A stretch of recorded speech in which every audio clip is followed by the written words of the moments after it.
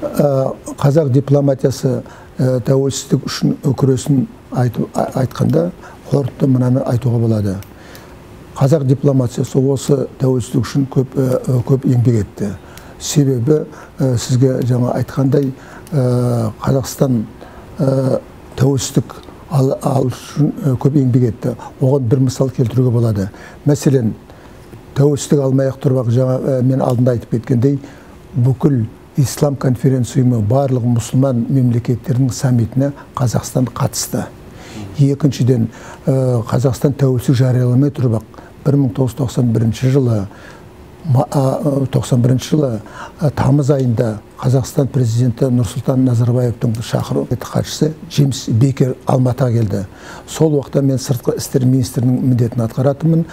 Біз көп жұмыс істедік. Ақыры нәтижесінде біздің негізгі мақсатымыз Америка Құрама Штаттары, Еуропадағы біріккен Еуропа алып елдері және біріккен ұлттар ұйымының тұрақты кеңес біріккен ұлттар ұйымының қауіпсіздік кеңесінің тұрақты өкілдері біздің тәуелсіздігімізді мойындау керек еді. Сол мәселені шешіп, яғни біз нақты тәуелсіздік жолына шықтық. Міне қазақ дипломатиясы сөйтіп 16 желтоқсан 1991 жылы тәуелсіздік алуына үлкен үлес қосты.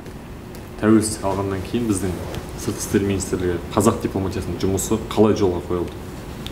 Ал енді белгілі тәуелсіздік жариялағаннан кейін үлкен мәселе, енді бізді мемлекет ретінде әлемдегі мемлекеттер тану керек, мойындау керек. Сондықтан да біздің мәселеміз тұрды, ол мойындау неге керек? Мәселен, көп мемлекеттер жариялағанмен, бір анда басқа мемлекеттер, әлемдік деңгейдегі мемлекеттер мойындамаса, ол өкімет көп тұра алмайды. Сондықтан да біздің тәуелсіздік жариялаған сондық айту үшін ірі мемлекеттер, әсіресе Қытай, Еуропа елдеріндегі Франция, Англия, Америка, басқа араб елдерінің мемлекеттерімен тез ғана қарым-қатынас орнатып, олар бізді мемлекет ретінде мойындату жөнінде тікелей Қазақстан сыртқы істер министрлігіне тапсырылды.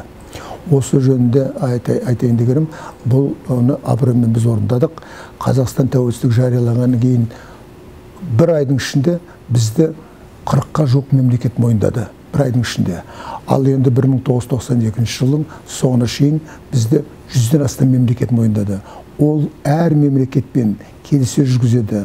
Не нот арқылы, не болмаса олардың делегациясы келеді, не болмаса біздің делегация барады. Яғни ресми түрде дипломатиялық екі мемлекет бір-бірін мойындап, дипломатиялық қатынас орнату туралы және елшілікпен алмасу туралы бәрі хаттама арқылы, немесе хат алысу арқылы, немесе келіссөзбен коммуника арқылы жасалады. Соның барлығы біздің жас қазақ дипломатиясының үлесіне түсті.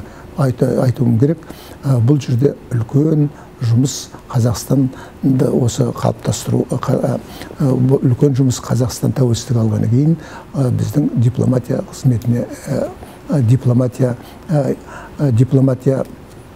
қазақ дипломаттарына жүктелді. Қазақстанда ең бірінші болып тәуелсіздігін мойындаған ол Түрік Республикасы. Оның себебі Тұрғыт Азал Қазақ ССР-ның жоғарғы кеңесі Қазақстан тәуелсіздік туралы декларация қабылдағаннан кейін 2 сағаттан кейін Түрік Республикасынан бізге телеграмма келді. Түрік Республикасының президенті Тұрғыт Азалдан Қазақстанның тәуелсіздігін мойындаймыз, сіздермен дипломатиялық қарым-қатынас орнатуға даярмыз деген. Осы күнге шейін бұл қалай болды деген уақытта оның мынандай бір сырын айтып кетуге рұқсат етсеңіз. 10 сентябрь 1991 жылы Сенегалда, Сенегал қаласы, бұл Сенегалда, астанасы Дакарда Ислам конференция ұйымының саммиті болды. Сол саммитке мен алдындағы айтқандай, президент мені Қазақстанның атынан өзінің президент Назарбаев мені Қазақстанның атынан жіберді. Сонда Тұрғыт Азал 10 сентябрьде 10 қыркүйек күні Дакар қаласында өзі түрік елшілігінде қабылдау жасап, сол жерде әңгіме болды. Тұрғыт Азал сонда мен айттым, Қазақстан міндетті түрде біз Қазақстан мемлекеттік декларациямен қалмайды. Президент Назарбаевтың толық шешімі бар. Біз толық мемлекеттік тәуелсіздікке барамыз. Сонда Тұрғұт Азал жанында тұрған сыртқы істер министрі Читинді шақырып алып айтты: Түркия бірінші болып Қазақстанның тәуелсіздігін мойындау керек. Қазақстанда, Алматыда кімің бар дегенде ол айтты: біз ешкіміміз жоқ. Ол жерде консулдығымыз да жоқ, журналистеріміз де ешкім жоқ. Сонда Тұрғұт Азал өзі байсалды, жай сөйлейтін адам болатын. Ондай болатын болса, Москвадағы біздің корреспонденттер бар, дипломаттар бар. Соны Алматыға жіберіп, сол жерде соны күту керек. Міне президент Назарбаевтың шешімі бар, тәуелсіздік жариялауға Қазақстан даяр деп. Міне содан бастап Алматыда Қазақстан Алматыға арнайы корреспонденттер, түріктердің азаннан кешке шейін, арнайы түріктің корреспонденттері, журналистері Алматыға келіп, соны күтіп отырды. Сөйтіп, тікелей жоғарғы кеңесінің сессиясында жариялаған уақытта сол жерде қатысып, олар қолма-қол Анкараға тапсырып, ал бұның документтері бір алдын ала дайындалады. Жалғыз ғана президенттің қолы ғана керек. Президент қол қойып, бізді бірінші болып Түркия қабылдағаны солай болды, тарихи. Ал бірінші Қазақстанда елшілігін Америка Құрама Штаттары ашты. Алматы қаласында бірінші елшілігін Америка Құрама Штаттары ашты. Сондықтан да олардың қазір дипломатиялық нөмірі 001 деп отырғаны, Қазақстанда тәуелсіз мемлекет ретінде біздің мойындағаны кейін елшілікті Америка Құрама Штаттары ашты. Осы шетелдік елшіліктер ашылыпты, жарайды. Енді келесі сауалға көшер болсам, осы сыртқы істер министрлігіне кадр саясатын қалай жүргізіңіздер?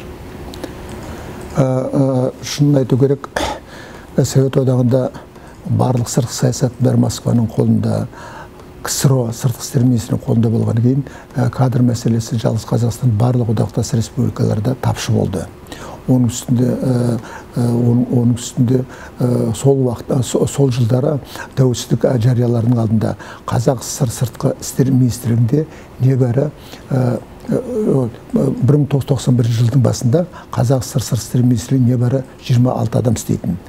Тәуелсіздікке жақындаған уақытта президенттің тапсырмасы бойынша бізге тағы да 25 адам қосып, сол тәуелсіздіктің алдында Қазақ СССР сыртқы істер министрлігінің құрамы 40, біздің Қазақ СССР сыртқы істер министрлігінде дипломатиялық рангысы бар адамдар өте кем болды.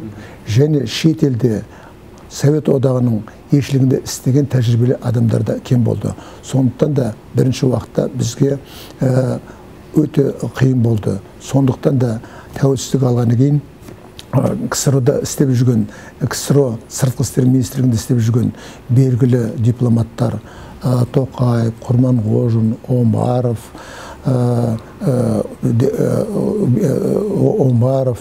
тағы да кім еді? Нұрлан Данилов. Кім? Нұрлан Данилов.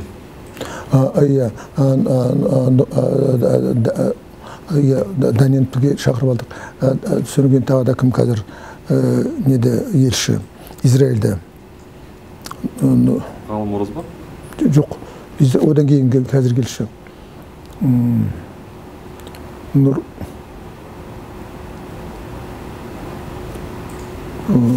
Жақсы.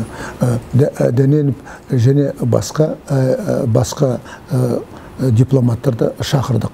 Олар сөйтіп тәуелсіздік алғаны кейін осы Қазақстанның арғырата сыртқы істер министрлігінің қалыптасуына көп еңбек етті. Және айта кету керек, бұл жерде бізде 20 жылдың ішінде біраз министрлер болды. Мен өзім қарап отырмын, осы 1944 жылдан бастап Қазақ СССР сыртқы істер министрі құрылғалы бері 15 министр болыпты. Соның мен 12-сімен қызмет атқарыппын. Сол 1900 сыртқы істер министріне бірінші хатшы болып келген уақытта, ол уақытта Әди Шариф министр болған. Бір мезгілде ол кісі ол уақытта орысша айтады, министрлер советінің председателінің орынбасары және қосымша атқаратын қызметі Қазақ СССР сыртқы істер министрі болды. Одан кейін Балжан Бөлтірікова болды. Мен сол кісілермен жұмысты ең бірінші Қазақ СССР сыртқы істер министрлігінен бастағым. Сондықтан сіздің жаңағы алдында қойған сұрағыңызға жауап берейін. Белгілі біздің тәуелсіздіктен кейінгі тәуелсіздіктен бұрында біздің көп қазақ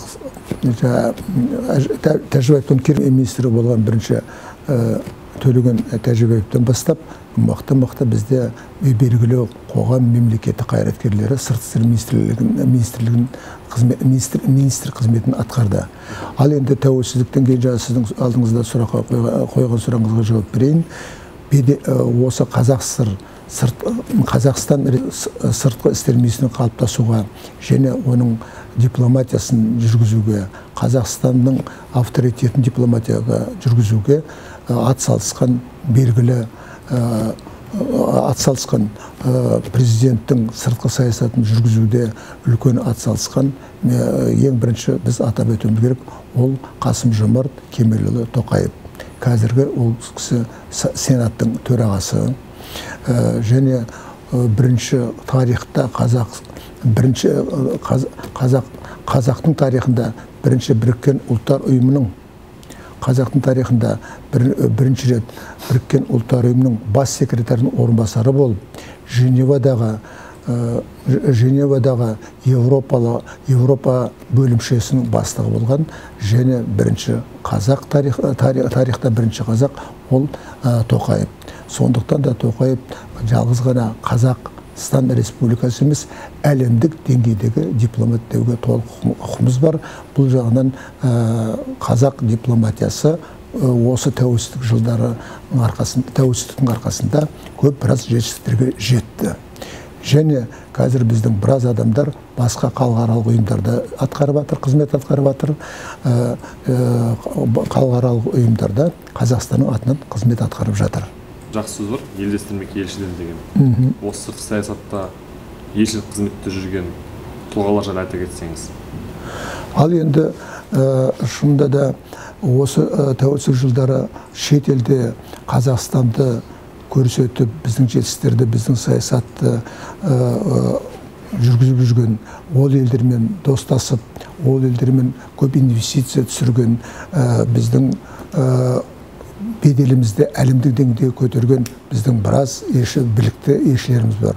Олардың ішінде біз ең бірінші айтар едік Бағдат Әміреев. Елшіліктердің ішінен мен айтар едім Бағдат Әміреев, Бірғаным Айтимова, Нұрлан Ермекбаев, Қайрат Сарыбай және басқа білікті елшілеріміз халықаралық деңгейде қызмет атқарды. Нұрлан Оңжанов, Қайрат Абдрахманов. Порталымыздың дәстүрлі сұрағын қойсақ, яғни портал оқырмандарының тарихи танымын кеңейтіп, қандай шығармаларды оқуға кеңес бересіз бүгінгі жас ұрпаққа? Жалпы шығарманы айтып отырсыз ба, жоқ дипломатия саласында ма? Жалпы шығармалар, адам танымын кеңейтер. Ең бірінші енді бұл сұрақ өте кең. Ең біріншіден әр мектепте, университетте оқығанда ең бірінші сол берген білімнің өз мамандығыңды жақсы игеру керек. Ең бірінші. Одан кейін ол өзінің мамандығы ғана емес, кең түрде әлемдік деңгейде жетістіктерді, әдебиет болсын, өнер болсын, техника болсын, соны білу керек. Қазіргі заманда информация өте дамыған, білім, ғылым дамыған, техника өсіп жатыр. Сондықтан да өте бір өз саласында ғана білікті адам болып, басқа саладан қалып қалуға болмайды. Яғни өмірдің өзі кең түрде, кең ауқымда өмірдің өзі кең ауқымды білікті көп білім алуды не дейміз? Көп оқу? Яғни жаңағы университеттің біліммен немесе жаңағы диссертацияның біліммен қалмай, қазіргі заман уақытты талап етеді. Кім болсын тұрақты оқып, ары қарата өзінің деңгейін көтере білу керек. Ал қандай нақты авторлардың шығармасын ұсынасыз? Мен ол авторды айтсам, қазір мен сізге 50-60-ын айтып кету мүмкін, ол мүмкін емес авторларды. Ең бірінші, бұл жерде былай, ең бірінші кім білімді, білікті адам болғысы келсе, өзінің тарихын, өзінің халқының тарихын, өзінің ана тілін жақсы игеру керек. Әдет ғұрпын сонда ары қарата әлемдік деңгейде басқа халықтардың да ғылымын, білімін игере алады. Әйтпесе кейбіреулер өзінің ана тілін, тарихын, әдет ғұрпын жақсы білмей жатып, мен Францияда оқып келдім, мен Англияда оқып келдім, мен Кембриджде оқып келдім, мен Қытайда оқып келдім дейді. Ал енді жақсы сізден жасыратынымыз жоқ. Кейбір біздің дипломаттарда сол жағы шет елде оқып келген жақсы ағылшын тілін, француз тілін, Қытай тілін, жапон тілінде меңгерген қазір біздің мықты дипломаттарымыз бар. Мықты емес, жақсы мықты шет тілін меңгерген дипломаттар. Ал ары қарата енді әңгімелесіп мен енді комиссияда боламын, жұмысқа қызметке тұрған уақытта, комиссияда немесе сөйлескен уақытта солардан жас дипломаттардан мен сұраймын. Ал жақсы шет тілін біліпсің, Европаның тарихын жақсы меңгердің, Қытайдың тарихын, Американың француз революциясында айтып бере аласың. Ал енді қазақ халқы қашан құралды? Қазақ халқы, қазақ хандығы қашан құралды? Құралды емес, қалай? Құрылды. Қазақ хандығының тарихы туралы не айтып бере аласың? Бірінші біздің хандарымызды, ал біздің мемлекет ретінде Абылай хан туралы не айтып бере аласың? Ресей мен Қазақстанның қарым-қатынасы туралы не айтып бере аласың? Сол жағынан келген уақытта өкінішке орай қазір жастар өзінің сол жағынан өте ақсап жатыр. Қалай дейміз? Білмейді деген. Өкінішке орай біздің жас ұрпақ соған көп мән бермейді. Ал бұл жерде бір мәселе айтайық. Дипломат болу үшін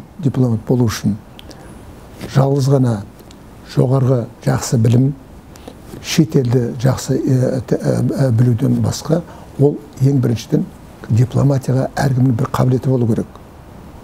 Адаммен сөйлесе білу, тарта білу, өзінің пікірін жеткізе білу, өзінің оны кім жеткізе алады, өзінің пікірін, өзінің халқының дәстүрін,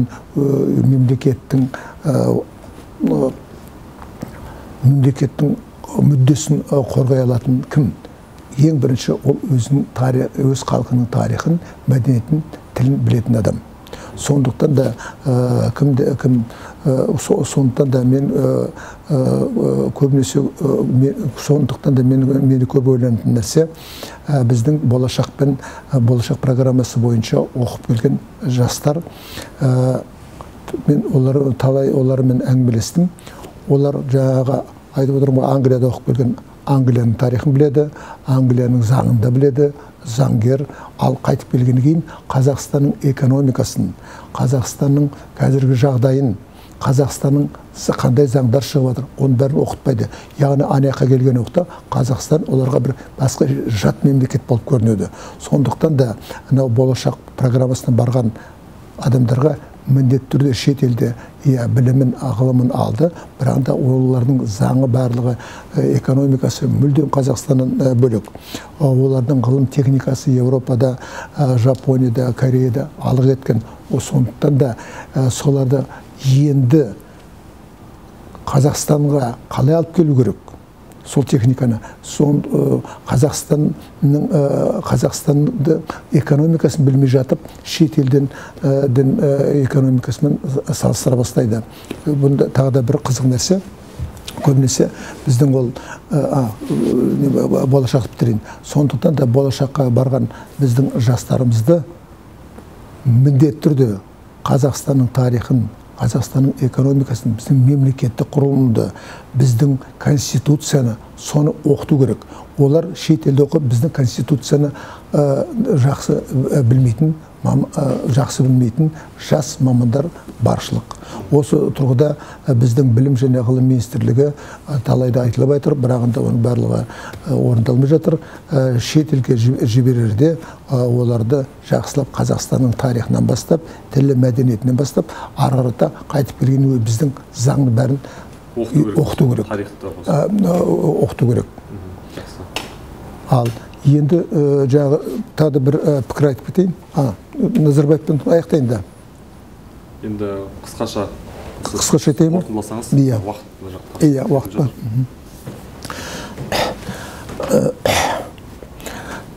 Мен көп жерде лекция оқып, үлкен халықаралық конференцияда сөйлеген, көп жерлерде жиындарда лекция, университетте лекция оқып, сөйлеген үлкен конференцияларда сөйлеген уақытта қазіргі Қазақстанның тәуелсіздігі үшін күресу керек, ол үшін нету керек деген пікірді айтамын. Ол пікірді біздің президентіміз Нұрсұлтан Назарбаев қорытындылап былай деген: